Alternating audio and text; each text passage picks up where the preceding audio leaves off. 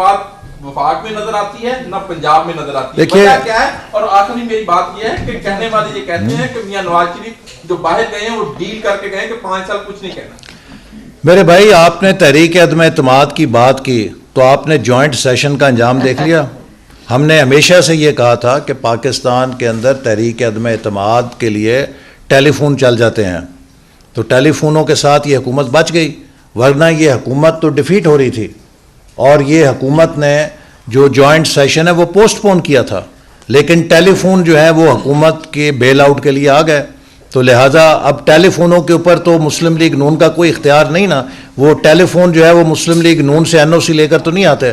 तो इसलिए मेरा ख्याल है कि ये आपको पता होना चाहिए। बाकी पिछले कई हफ्तों से PDM की तमाम जमातें इस हुकूमत की मुआशी पॉलिसियों के ख़िलाफ़ सरापा एहतजाज हैं, और हम आवाम को भी उन मुजाहरों में शिरकत के लिए इसलिए दावत देते हैं कि ये हर पाकिस्तानी का फ़र्ज़ है कि इस मौके के ऊपर अपना किरदार अदा करे और पाकिस्तान को बचाए। एहसन साहब, आपने ज़बरदस्त आज बहुत बड़े मसाइल सारे हल कर दिए आज आपने, बहुत शुक्रिया। जिस साल मुस्लिम शरीफ फैमिली ने लंदन के फ्लैट खरीदे, उस साल इतना बड़ा बिजनेस किया कि 1 अरब रुपए टैक्स दिया।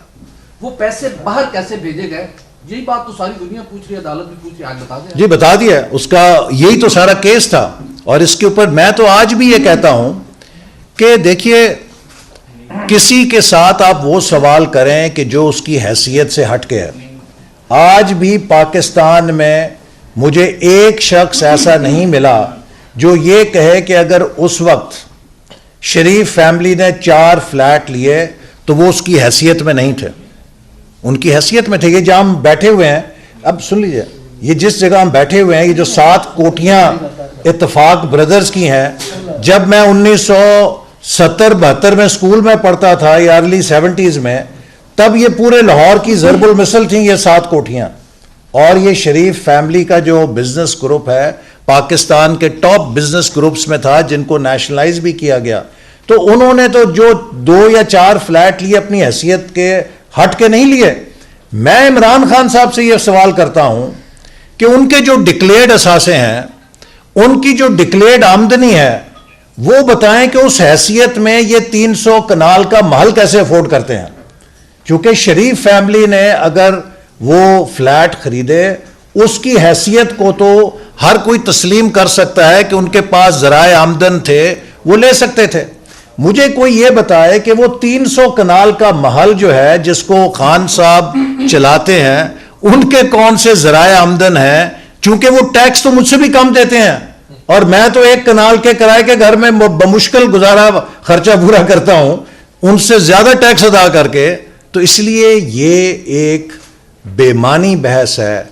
रसीदें इमरान खान ने देनी है उस फॉरेन फंडिंग की जो करोड़ों अरबों रुपया बैरून मुल्क लोगों से लाए और यहां पे आके अपने कारोबारों में लगाया और उसे गुलछड़े सियासत में उड़ाया, उसको अपनी सियासत पे इन्वेस्ट किया। ऐसा सर ये बता दीजिए, आप देखिए जब से PDM बनी है मीटिंग्स पे मीटिंग्स हो रही हैं, अब लास्ट भी मीटिंग हुई, PDM क्यों नहीं फैसला कर पा रही कि इस्तीफे दें और लॉन्ग मार्च की तरफ जाएं? अवाम को कैसे बचाएगी? जी देखिए, PDM ने 26 मार्च को फैसला किया था कि एक फैसला कौन लॉन्ग मार्च की जाए और इस्तीफे दिए जाएं, पर बदकिस्मती से 9 जमातें एक तरफ थीं और एक जमात ने इत्तफाक नहीं किया, जिसकी वजह से वो नहीं हो सका।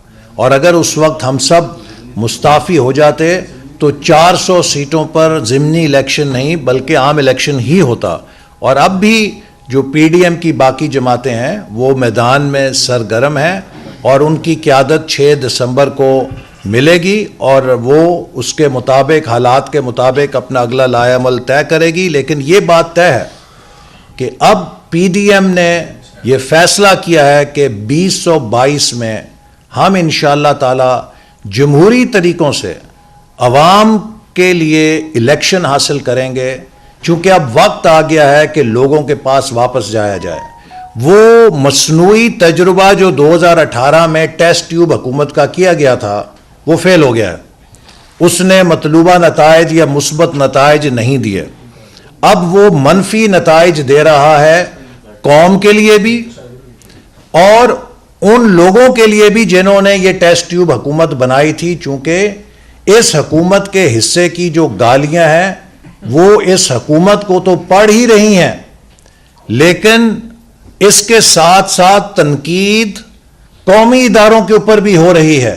یہ ایک بہت خوفناک صورتحال ہے. ہم گلی محلوں میں رہتے ہیں اور ہم نہیں چاہتے کہ ہمارے قومی ادارے کسی بھی لحاظ سے ان کا کردار جو ہے وہ متنازع ہو، چونکہ پاکستان کو سیکیورٹی کے خطرات ہیں، ہمارے خطے میں سیکیورٹی کے چیلنجز ہیں. اس کے لیے ہمارے قومی اداروں کو ہر قسم کی سیاسی تنازع سے بالا تر رہنا چاہیے، اور یہی وہ سوچ ہے جس کے اوپر تمام پی ڈی ایم کی جماعتیں اتفاق رائے کے ساتھ اپنی جد و جہد کر رہی ہیں. صاحب آپ نے بات کی ٹیلیفون کالز کی، کیا وجہ ہے کہ مسلم لیگ نون سبق نہیں سیکھتی؟ ایکسٹینشن کے وقت بھی اس کا مطلب ہے پھر فون آئے تھے. ابھی دیکھنے میں یہ آ رہا ہے آپ کے پارٹی کے قائد کا نظریہ ہے کہ ووٹ کو عزت دو، لیکن جو الیکشن جہاں جہاں پر ضمنی بھی ہو رہے ہیں، ہم کھانے والوں کے دیکھ لیں، ان لوگوں کو ٹکٹ دی گئی جو اس نظریے کے مخالف تھے، ایون کہ آپ کی جماعت کے بھی مخالف تھے. اور اسی طرح لاہور میں بھی ان لوگوں کو لیا جا رہا ہے جو آپ کی پارٹی کو یہ گزشتہ 3-4 سال سے برا بھلا کہہ رہے تھے. تو پھر نظریہ کہاں گیا؟ اور وہ فون کرنے والی قوتیں ایسی دیکھیے، اسی لیے ہم کہتے ہیں کہ سیاست میں ٹیکنالوجی کی مداخلت سے مسائل پیدا ہوتے ہیں، چاہے وہ ٹیلی فون ہو چاہے وہ ای وی ایم ہو. تو لہٰذا سیاست کو کاغذ کے ووٹ تک ہی رکھنا چاہیے، وہ محفوظ جمہوریت ہے. اور ساتھ ہی ساتھ جو ہمارا نظریہ ہے وہ مستحکم ہے، اور ہم نے اپنے نظریے کے اوپر اگر سودا کرنا ہوتا تو ہم سب نیب کی جیلیں نہ کاٹ کے آتے. آج ہماری لیڈرشپ جھوٹے مقدمات کا سامنا نہ کر رہی ہوتی.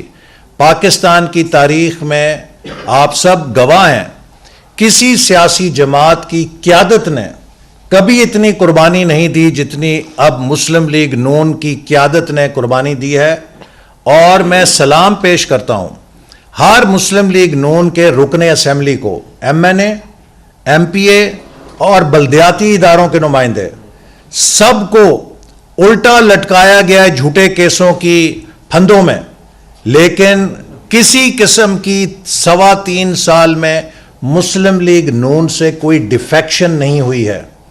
یہ اس نظریے کی طاقت ہے، یہ اس بیانیے کی طاقت ہے، یہ نواز شریف کی سیاست کی فتح ہے کہ آج وہ مسلم لیگ نون جس کو لوگ کہا کرتے تھے کہ اپوزیشن میں جاتی ہے تو اقتدار کے لیے لوگ چھوڑ کے اقتدار میں آ جاتے ہیں، آج 3.25 سال ہو گئے ہیں، ہر قسم کے انتقام کی بھٹی میں ڈالا گیا ہے، لیکن مسلم لیگ نون کا ایک کاؤنسلر بھی مسلم لیگ کو چھوڑ کر اس نے راہ جدا نہیں کی ہے. یہی ہماری کامیابی ہے، اور اسی سے انشاءاللہ تعالی ہم مستقبل میں بھی کامیاب ہوں گے. بہت شکریہ. بس ہو گیا. اب بتا دیں کہ ابھی آپ نے کہا کہ ایک جماعت کی وجہ سے لانگ مارچ کے جو اہداف تھے مکمل نہیں ہو پائے، جبکہ مریم نواز صاحبہ کہہ چکی ہیں کہ ایک جماعت جو پیپلز پارٹی پی ڈی ایم کو مولانا فضل الرحمان کو کسی ایسی جماعت کی ضرورت نہیں ہے تحریک چلانے کے لیے، وہ کسی پہ ڈیپینڈ نہیں کرتے. دیکھیے آپ کا سوال میں سمجھ گیا ہوں، میرا جواب بھی سن لیں.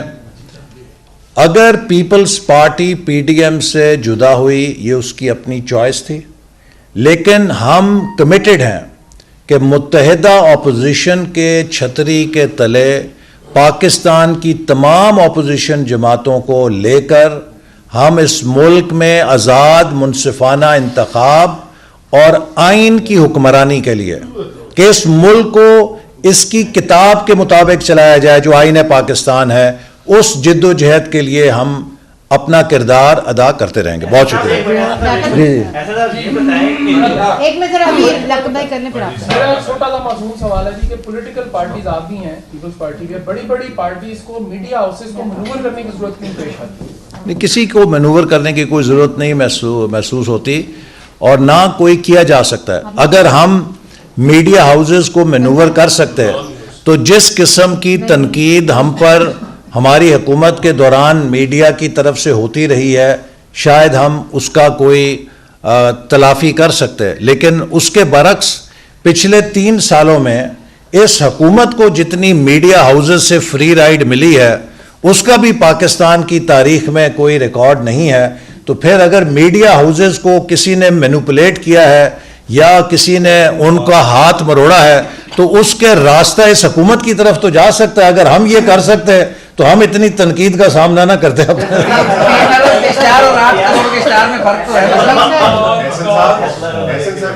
چلو وہ پیسیفائی ہو گیا, بڑا مل گیا آپ کو.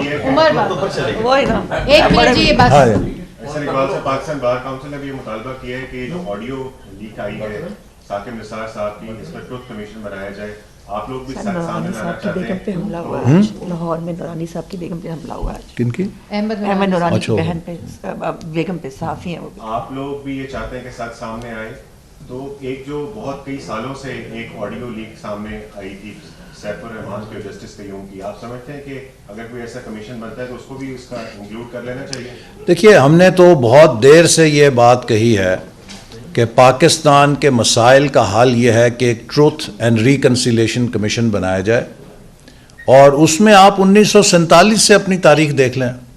اس میں چاہے 58 کا مارشل لا کیوں لگا, اس کے کیا اسباب تھے, جنرل یحییٰ صاحب نے کیا کردار ادا کیا, 1977 میں مارشل لا کیوں لگا, پھر 1999 میں مارشل لا کیوں لگا, جمہوری حکومتوں نے اگر غلطیاں کی ہیں تو وہ کیا کی ہیں. سارے معاملات کو آپ لے آئیں, ایک national truth and reconciliation commission جیسے ساؤتھ افریقہ میں بنا تھا وہ بنا لیں.